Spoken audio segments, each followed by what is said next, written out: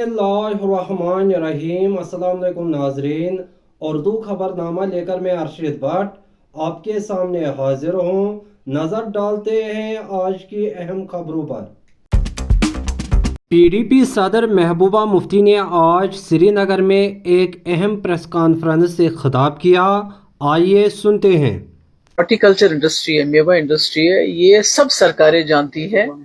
ये जम्मू कश्मीर की, बिलखुसूस कश्मीर की रीढ़ की हड्डी है और नेशनल हाईवे हमारी इस रीढ़ की हड्डी की शहरग है। तो ये नेशनल हाईवे आज मरकजी सरकार के पास नहीं गई है, ये हमेशा से सेंट्रल गवर्नमेंट के पास रही है।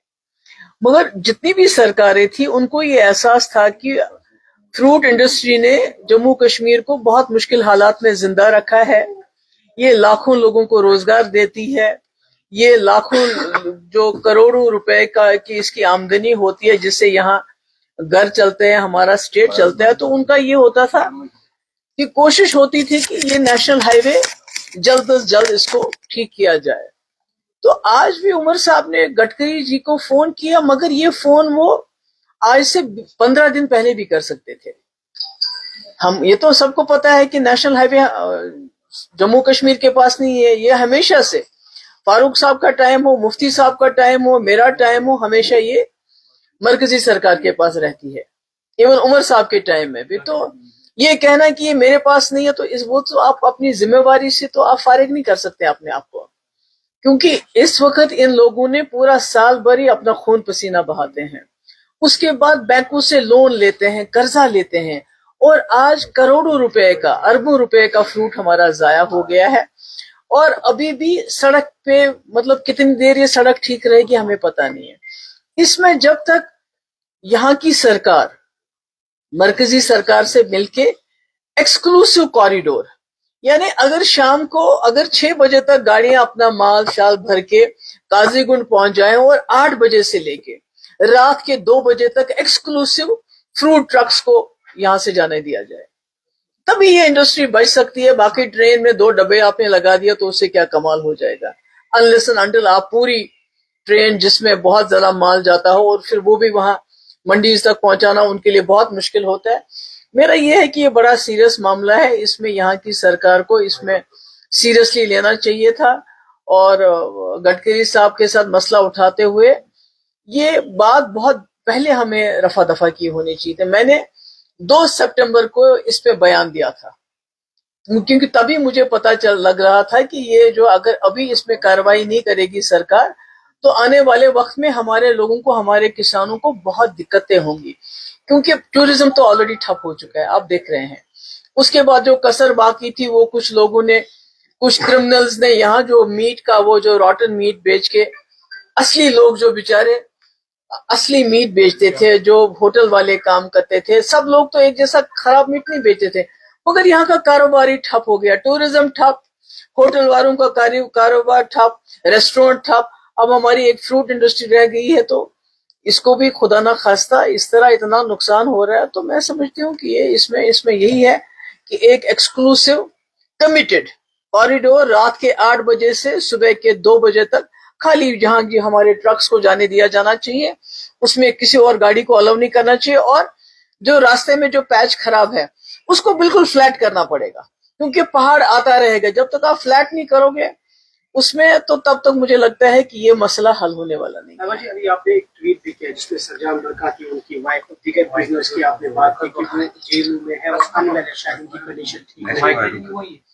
देखिए, ये जो मुझे फिर अफसोस के साथ कहना पड़ता है कि जो उमर साहब ने भी हाल ही में कहा कि मैं मेराज मलिक साहब का केस लड़ने के लिए तैयार हूं, मगर हमारे हजारों तादाद में हमारे जो प्रिजनर हैं वो यहाँ और मुल्क के जेलों में, उनमें से बहुत बड़ी तादाद लोगों की बीमार है। अब जो कोई थोड़ा सा नाम वाला होता है या किसी की फैमिली हमें अप्रोच करती है, हमें पता चल जाता है। हमें मालूम नहीं कि जो हमारे प्रिजनर्स, जो कैदी हमारे बाहर के जेलों में, उनकी क्या हालत है, वो किस हाल में है। इतना टेम्परेचर है वहां, खाने को अच्छा क्या मिलता है वो अल्लाह ताला बेहतर जानता है। तो इसमें मुझे किसी ने कहा, अप्रोच किया किसी ने, कि ये जो शहरोजा है बरकती की बीवी है, وہ کافی بیمار ہیں اور ان کو ابھی تک شاید رپورٹڈلی بیمار ہے تو ان کا علاج نہیں ہو رہا. تو دیکھیں ان کے گھر میں بچے ہیں, اگر آپ نے برکتی کو بند کیا تو بیوی کو کیوں بند کر رہے ہیں؟ کم سے کم انسانیت کے دائرے میں اس کو چھوڑ دیجئے. کئی لوگ ہیں جو بہت زیادہ تکلیف میں ہے, کوئی کینسر پیشنٹ ہے, آپ کے امیر جماعت وہ بیمار ہے, آپ کے شبیر شاہ بیمار ہے, آپ کا جو یہ ظہور وٹالی ان کو کینسر پیشنٹ ہے. یہ تو ہمیں پتہ ہے ان لوگوں کے بارے میں, مگر جو عام خام قیدی ان کے بارے میں کچھ بھی پتہ نہیں ہے. وہ تبھی میں کہتی ہوں کہ عمر صاحب کو اگر مدد کرنی ہے کسی کی تو معراج ملک صاحب کو ان کی وکالت کی ضرورت نہیں ہے, وہ وکیل کا خرچہ دے سکتے ہیں ان کے والد, مگر اگر کرنی ہے مدد تو مدد کرنی چاہیے ایسے لوگوں کی جن کا کوئی پرسان حال نہیں ہے, جس میں برکتی بھی ایک, اس کی بیوی بھی ایک اسی قسم کی قیدی ہے. Thank you so. ادھر جموں کشمیر کے وزیر اعلیٰ عمر عبداللہ نے آج پونچھ کا دورہ کیا اور وہاں پر سیلاب متاثرین کے ساتھ ملاقات کی. بعد ازاں عمر عبداللہ نے نامہ نگاروں سے بات چیت کے دوران کہا کہ سیلاب متاثرین کو ہر ممکن امداد فراہم کی جائے گی. انہوں نے مزید کیا کچھ کہا, آئیے سنتے ہیں.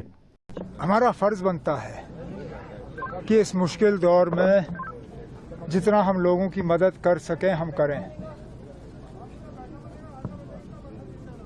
اس بار بارشوں نے حد سے زیادہ جموں کشمیر میں ہمارا نقصان کیا ہے,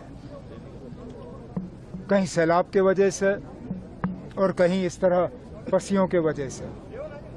شاید ہی کوئی ضلع ہے جموں کشمیر کا جہاں پہ بارش کی وجہ سے نقصان نہ ہوا ہو.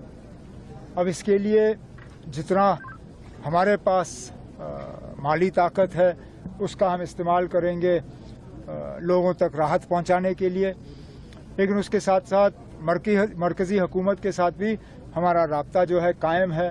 انہوں نے بھی پچھلے دنوں اپنی ایک ٹیم تعینات کی تھی, اس ٹیم نے جموں کشمیر میں آ کے کچھ علاقوں کا دورہ کیا. ان کے سامنے بھی ہم اپنی جو ڈیمانڈز جو ہیں, ہم اپنی مانگ جو ہیں ان کے سامنے رکھیں گے اور امید کریں گے کہ ایک اچھا خاصا پیکیج جموں کشمیر کو حاصل ہوگا جس طرح پنجاب, ہماچل اور اترانچل کو ملا ہے.